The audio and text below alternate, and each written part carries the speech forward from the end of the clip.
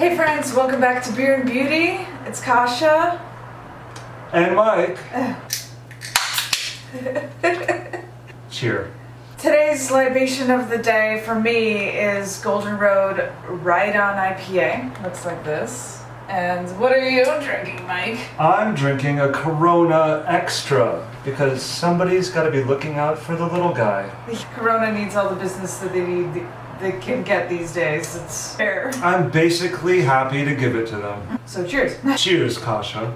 And thank you for having me on your channel. So today's video is gonna be the monthly favorites videos. I didn't get a chance to do a favorites video last month, so it's kind of going to be quarantine favorites, but it's going to be kind of short because we don't want to be here forever.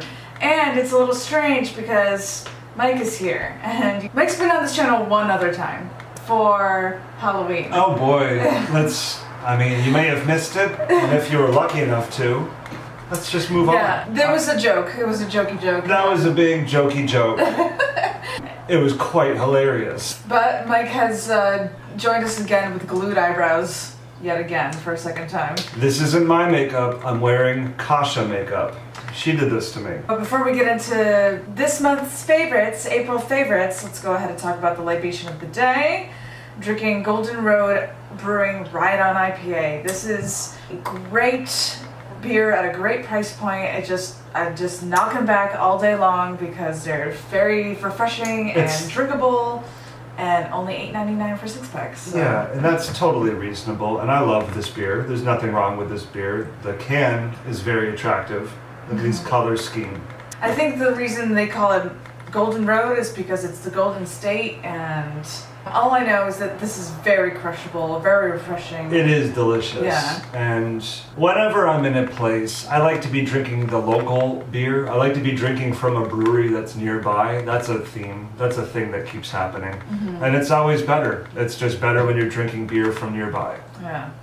Tell us about yours. I'm drinking a Corona Extra, which I truthfully bought a little bit by accident.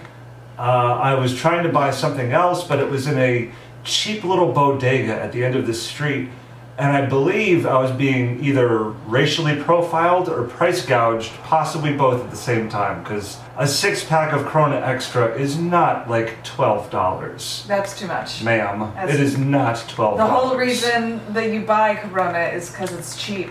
And it comes already skunked. Exactly. It's beer for the beach because it already tastes like a can of beer that you maybe found on the beach. Mm-hmm. And that's kind of the appeal is, well, you drink it and you think, well, what else could happen to it? It already tastes like this.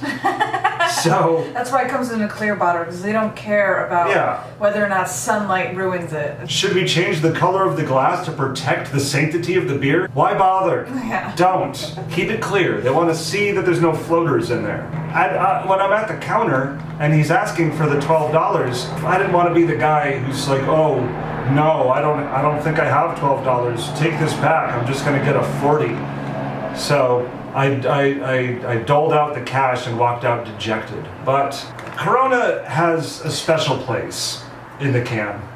I'm a little different when it comes to like spending my money. I would be blatant be like, fuck you guys, it's too expensive. I wasn't sure if we could swear. Now I have put back beer, but like, oh no ma'am, I will not pay that much for this, and just walked out. I guess I was really thirsty. I had already been. Oh yeah, it was 90 degrees that day, wasn't it? So it felt like 110. Yeah. I was gonna walk out of there with beer one way or the other. And let's go ahead and get started on our monthly favorites. Like we said, Mike's gonna join me for the first time. I've never had anybody else do the monthly favorites with me. Could be a new thing, and I think favorites are more important now during quarantine because you gotta find things to appreciate in our world. You know, let's face it. Gratitude will get us through this. Everyone's getting a little desperate. Yeah, man. Gratitude. I'm grateful that we're healthy. I hope you guys at home are healthy too.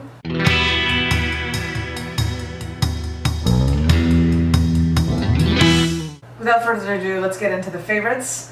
My first favorite is having somebody to be quarantined with. Mike has arrived in LA and the reason I have been posting a little bit less is because I've been hanging out with Mike, and we've also been kind of working quite a bit. It's a little... Life has changed in a variety of ways thanks to quarantine, but it's helpful to have somebody around. Can the video be monetized by DoorDash? Can we get a shout out? Can we get a sponsorship here? Absolutely not. I am too much of a nobody for anybody to sponsor me. But yeah, Mike's been hanging out with me, and we've been doing lots of cooking and enjoying lots of media. Oh, what have we watched? We watched Parasite together. We watched... Well, really dig in. Let's talk about our favorite thing. Yes, we watched Parasite on Hulu. What else have we watched? We watched Ingrid Goes West. Ingrid Goes West. Don't know if I can recommend that. I don't know if it's my favorite, but it's my favorite that I was enjoying these things with my babe. Watched some TV shows. I've been watching Castle Rock.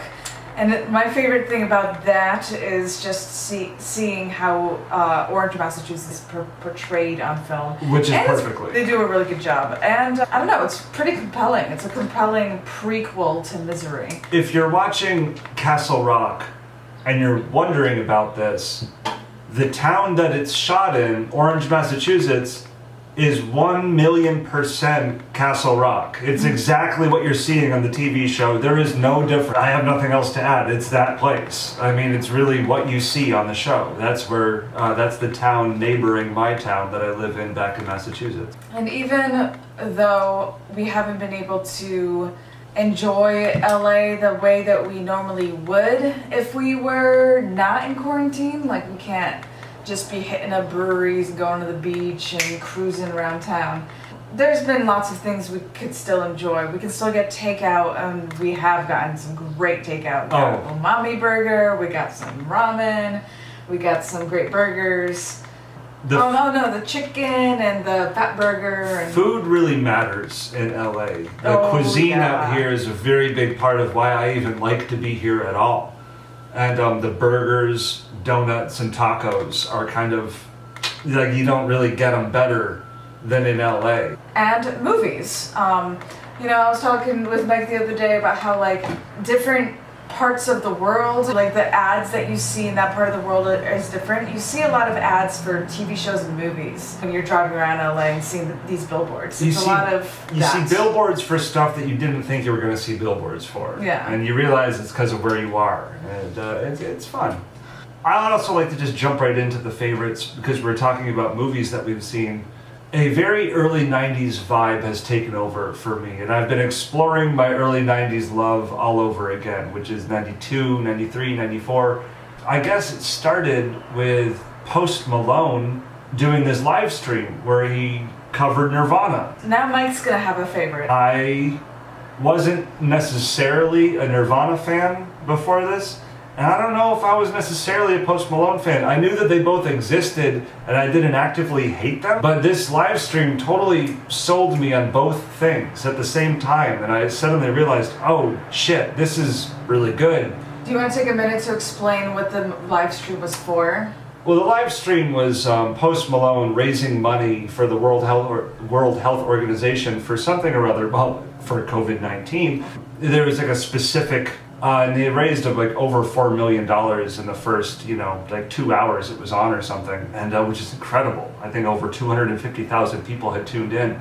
And Post Malone and Travis Barker, and I apologize, but I don't remember the other two guys, but he had a band, and they were covering Nirvana songs. Check it out, because it was a surprising... And I was enjoying it with you too, because, I actually was a Nirvana fan in my youth, and it really kind of reawakened that love within me. It made me think about how I felt when I was a Nirvana fan back when I was like 13, and what drove me to be inspired by their music and what really appealed to me about their music. And it was just this helpless feeling, this depressed young youth feeling that the best thing you can do to help yourself feel better is to wallow in that misery a little bit. Despite the peak of their popularity, Nirvana kind of went through a tumultuous downfall. Nirvana kind of got delegated down to like just a t-shirt that you would wear to show other people that you were cool. the Nevermind T-shirt with the smiley face on it. You're into underground stuff. It became even though Nirvana is like the most mainstream grunge band you can think of, probably, right? There was a lot of people, I guess, even my age or maybe even a little bit younger, certainly younger, that they had heard "Smells Like Teen Spirit." They bought the T-shirt at Target and were like, "Oh, Nirvana means I'm edgy." And I think after like 20 years, all Nirvana fans had really kind of just given up hope that anything, like they put it to bed. They put all their dreams of Nirvana to bed and said, well, you know, at least Dave Grohl made it out and made Foo Fighters and everything. Like, at least that's fine. But Post Malone doing this live stream really kind of showed that there might be a time right now for grunge. This might be a valuable time for grunge to step out and be a thing again. Yeah. I kind of hope it comes back. I haven't heard... Or even like some sort of mainstream rock music that's a little bit disgruntled. Like, what's rock and roll right now? Imagine Dragons. No.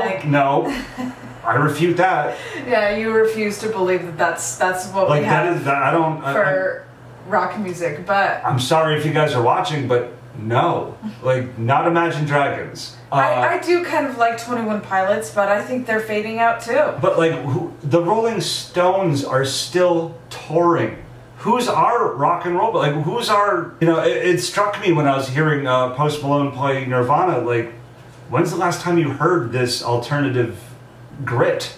When's the last time you heard the drums and the bass, all of it together? It just felt fresh, even though it was, you know, a rehash of something that happened before. And they really did it a lot of justice. So I was really focused on the early 90s. Tell us one of your favorite things. One of my favorite things is at the beginning of quarantine, I dyed my hair green, as you guys can see. As a result, whenever you dye your hair a fashion color, you're kind of forced to color coordinate everything. Check out her eyes. Yeah, I'm wearing my green eye makeup, and I've been actually loving green makeup in general. Am I wearing And green? I finally got a chance. Oh yeah, you're wearing green makeup. Your eyes are very green and It's a shame that the camera doesn't show how dimensional some of these glitters are. Depending on how the light hits your eyes, one of these shadows shows up as either purple or green. I think that's really beautiful.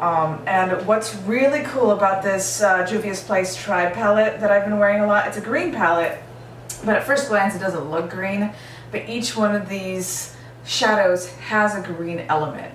So this like white shadow right here has like a green reflect. I don't know if I can show it on camera. This darker shadow here that looks kind of bluish, but that also has a bit of a green reflect right there. This brown has a green undertone. It's just a really smart palette that's very much a different palette, and the way that these colors like interact with each other, I've just been picking it up all the time, and I've been incorporating it to pretty much every look I've done in the past month. And I still haven't gotten sick of it, and it's very pigmented. I think it's a well thought out palette. I think it's smart, and I've gotten some really compelling, good looks with it. I'm just really having a lot of fun with it, and it's very different from anything else in my collection. Heads up, the springtime is green. Oh, I've already noticed that green is a big deal this year. Like, I also just Billie Eilish has a lot to do with that, but I wanted to dye my hair this color, this neon green color, before Billie Eilish. Back when Billie Eilish was still blue. I haven't played with this like brownish shade, but yeah, that one's kind of got like a green, brown, gold reflect to it as well. Everything's very creamy, very blendable, a very fun palette, and it's been a long time since I've featured a eyeshadow palette in a favorites video. In general, I usually just kind of talk about how like certain colors or certain looks is what I'm going for, but I'm still kind of doing that though because it's green. It's to go with the eye look, and I think every time I incorporate this eyeshadow palette into a look, the look is a little bit extraordinary. It's a little bit more spectacular than it otherwise would be.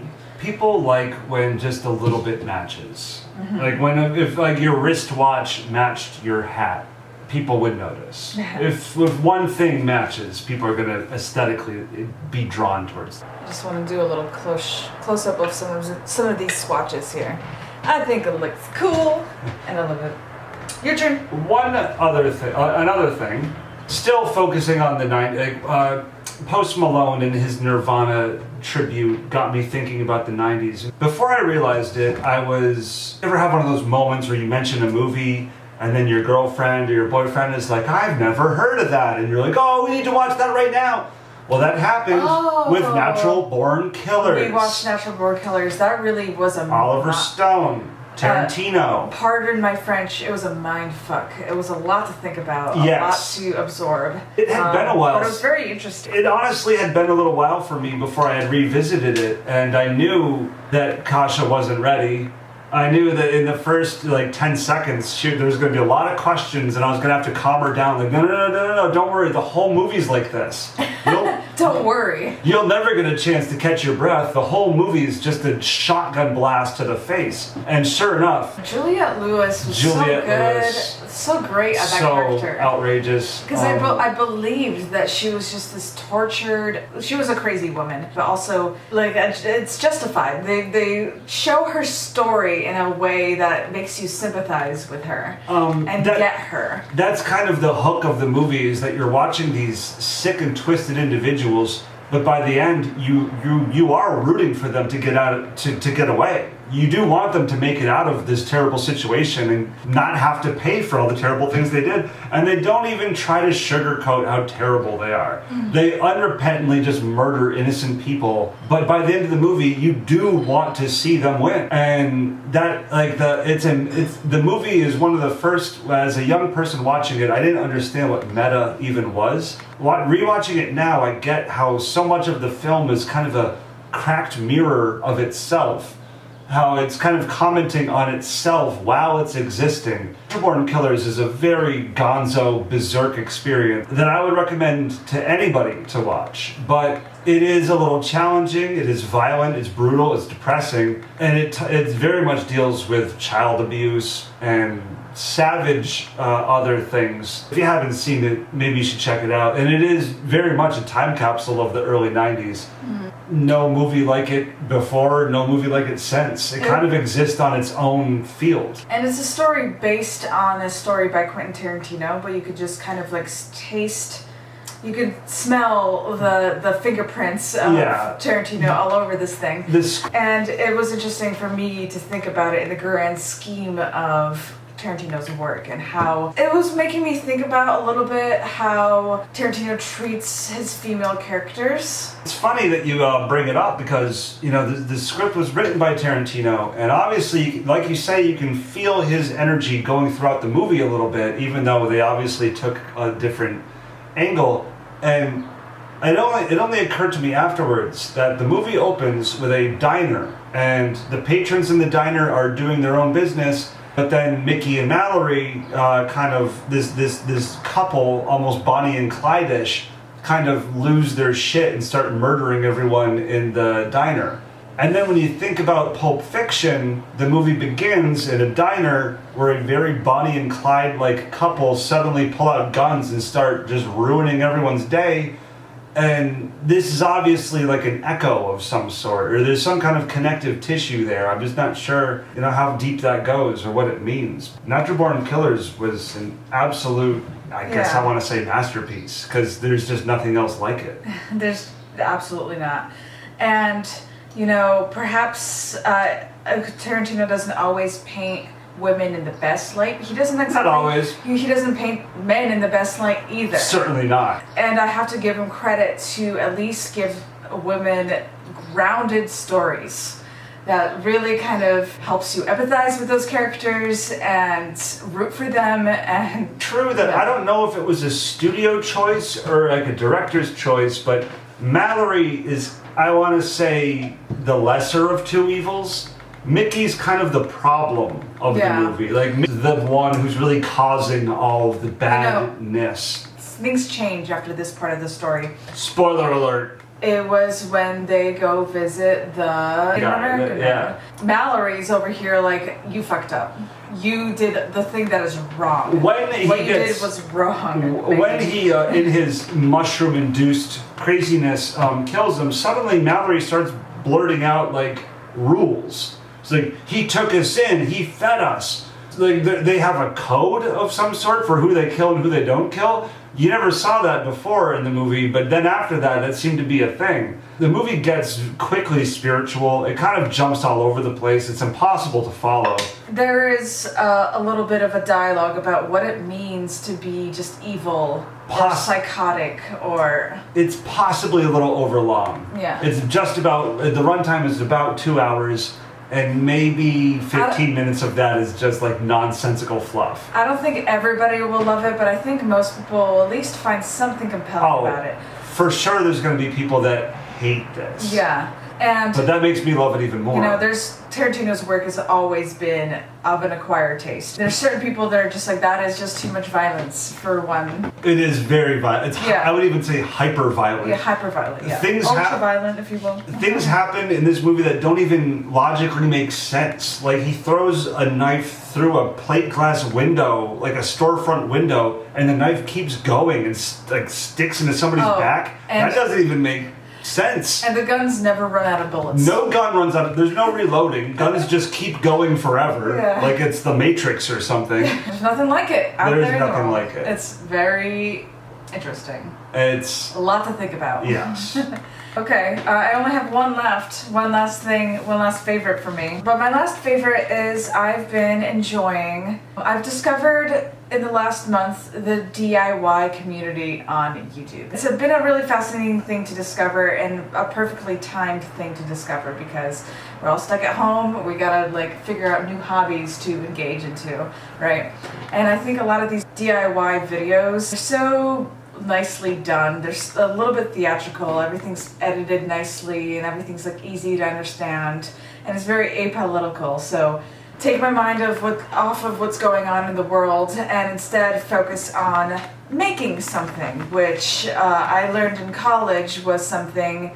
When you make something, it's almost impossible to feel stressed at the same time. If you're expending creative energy, you can't be stressed. Have you ever tried to draw while feeling stressed? Yeah, the drawings are usually what nobody likes. Yeah. Nobody wants those. A stress-induced drawing is not good. It's better to completely throw yourself at the creative task, and that's when the creative task becomes better. So, it's been soothing, it's been calming, and I've made a couple things here. I've got myself my mango cream that's filled with a lot of my favorite ingredients. I've been learning a lot about ingredients, and it's been very good, actually. These creams have really kind of transformed my skin. There's almost no psoriasis left on my legs. It's probably noting that that's what you're seeing behind us. Menagerie of oils. It's all the ingredients that I've kind of accumulated to put towards these projects of mine. So I've made this mango cream. This is a CBD infused cream that's made with aloe and avocado butter and anti-inflammatory Arabica. It's just lovely to be able to control the ingredients that I have in some of my body care. Just pick ingredients that really agree with my skin and I feel would agree with other people's skin. Plus the texture is really great for this one's nice and fluffy. You want to touch it? And it'll take your headache and just... I don't know how much the CBD actually works, but I think CBD... I don't think anybody knows how much CBD works, but... I feel it. It works. We just don't know how much. When I use CBD, I definitely feel it in my body. My body feels different. But I also believe that as an ingredient in skincare, I think CBD can be very anti-inflammatory, which is great for eczema and psoriasis. I've also made this coffee scrub that is made with cocoa butter. I've been using this. Yeah, cocoa butter, oatmeal, sugar, and coffee, of course, and lots of other ingredients, some moisturizing oils and stuff. It's made with Starbucks coffee grounds. She's got a big tub of it in the shower. And when I start using it, I feel like maybe I've just done something crazy. I'm just rubbing coffee all over me. You kind of are, but it really, by the time you wash it off, there's moisturizing stuff in it, and I have to say, as a person who's not really into this kind of stuff necessarily, I like it. I think it works really well. If you guys are interested, I might put some on my, I've upcycled the container. This is a Tree Hut container from another scrub, but I will put some in some of these mason jars, and I think I might put it up on my Etsy shop if you guys are interested, or if you guys are interested, I might even make a video on how to make it. I feel like it's a really good one. I'm really surprised with myself with how good these scrubs are, I think they're better than some of the ones that I already have in my shower, like the official ones. Comment if you want a tutorial. Yeah, leave a comment down below if you want a tutorial. I also made these adorable bath bombs, and I showed you guys how to make these in my last video. This is kind of incredible. She made this. Yeah, Made that. It's a lavender bath bomb.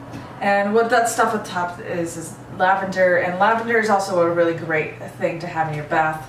It's anti-inflammatory, it's soothing, it smells amazing, really relaxing. I picked up a small one. There's like normal baseball sized fuckers too. Yeah. And these fizz, and some of them float depending on how tightly you pack them.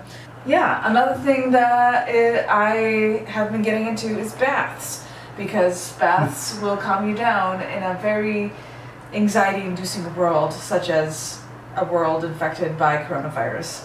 So take a bath with a bath bomb. Learn how to make one by watching my video, or buy one from my Etsy shop. Link down below. And Mike? Well, I've talked about music, I've talked about movies. There's so many things that we've already captured that I really have been enjoying recently. I thought you were going to talk about your ride-on beer, but you probably came up with something even better. Well, I mean, we've already talked about the ride-on, and it's delicious. And I mean, that's basically the only beer we've really been drinking. The Corona, again, was kind of a mistake. But I did just finish the whole can in this video, so... Corona has been a mistake in more ways than one. Yeah. I mean, it's for the record, everybody, you can't get coronavirus from Corona. The only way to get Corona from the Corona beer is if somebody with coronavirus coughs on it and then you touch it. Now, guys, I probably so don't do that. I was thinking over here about what other things I've been kind of really enjoying, and this is going to sound crazy. I know it sounds crazy because I think it sounds crazy, but there's a Netflix series. It's an animated series called Beastars. Oh, that is your favorite. No, it's not my favorite. I just was surprised. I don't know why I put it on. Netflix kept insisting, oh, watch Beastars, watch Beastars.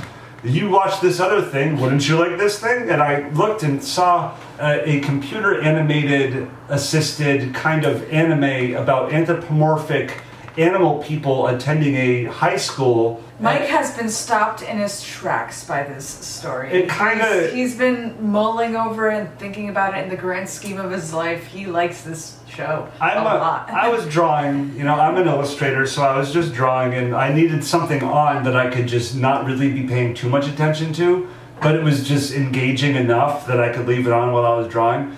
And I powered right through the first season of Beastars like nothing. And I found myself just thinking about it more and more, and I have to say, I know what it looks like. I know what it looks like, but something about this is very rewarding. The story is very challenging, it's deep, yeah, we're talking about animals engaged in, do I want to kill the animal? Does a wolf want to kill a bunny, or does the wolf want to... And I know a lot of people right now are like, oh, geez, oh, no, like that's not the kind of show that I want to watch. But I challenge you. It's more of a commentary on societal norms rather than furryism. There's a lot going on in this show that deserves a deep dive. And the fact that it even turns those knobs and makes you go, ugh, like that's kind of the first step. I know that this isn't going to be something that a lot of people necessarily like, but that's exactly why you should watch it. Because, after all, what the fuck is Tiger King? I haven't watched more than 2 or 3 episodes of this, but I know that everyone's been obsessed with this. But we're talking about a series about a criminal maniac who tortures animals. By the way, guys, I watched Tiger King. I don't like it. I think everybody in that show is bad. Bad people. We're talking about a show about a bunch of psychopaths pressuring and manipulating young people into weird... Just lives. It's just lives. Yeah. Like I said, I didn't really watch the whole thing, but I've seen the Sports Center highlights. And, I mean, if 90% of the country is both feet diving into this bullshit, what's wrong with watching a cartoon about some animals having very conflicted feelings about growing up in a world that's violent, wild, and confusing? Because after all, can't all of us identify with that? Yeah, I can. And Beastars was an unexpected surprise. I found myself thinking about it for days after I was finished watching it, and that hasn't happened with many good shows that I've watched in a long time. I haven't been able to see the last couple episodes of Westworld, and I can't tell you a goddamn thing about Westworld. I mean, they're simulations, they're robots, they're humans pretending to be robots in a simulation, pretending to be humans in the real world in a simulation. I don't know. I couldn't tell you, and I'm not sure what to say. But Beastars is like a full meal for your stomach. You feel full after you've watched that, and I can only recommend it. Awesome. Well, I think that concludes our favorites video. That's what's favorite for us right now. Like I said, my first favorite is just being with my Oh, baby. my favorite is my girlfriend Kasha. Thank you for joining me for the favorites video, Mike. It was indeed my pleasure. This was a lot of fun to do. I could be a new guest. Yeah. I could be a recurring theme. It would be... Comment below if you want to see more of Mikey. Well, you're going to get more of Mikey because Mike's going to review some eyeshadow palettes next. And he's going to guess how much they cost. It's going to be really interesting, I think. Oh. It's going to be fun, I think. Are they all free? No. No. That is not how capitalism works. Oh no, Mama. Thanks so much for watching, guys. I hope you enjoyed hanging out with us. I really enjoyed hanging out with you. This was fun to do. Yeah. Let me know down below in the comments some things that you've been enjoying the month of April or throughout quarantine. What's been getting you through the things, and if there's anything you'd like us to check out, whether it's media or makeup or restaurants in LA. Let me know down below in the comments. I'd love to. We're gonna have a lot of time in our hands even throughout May, I think. I mean, I'm having fun. I'm enjoying. I'm making the best out of this situation. I hope you guys are too. Yeah. And that is it. Thank you. Thanks so much, guys. And until next time, cheers. Cheers. Oh, let's go. Let's go. Cheers. Cheers. Bye.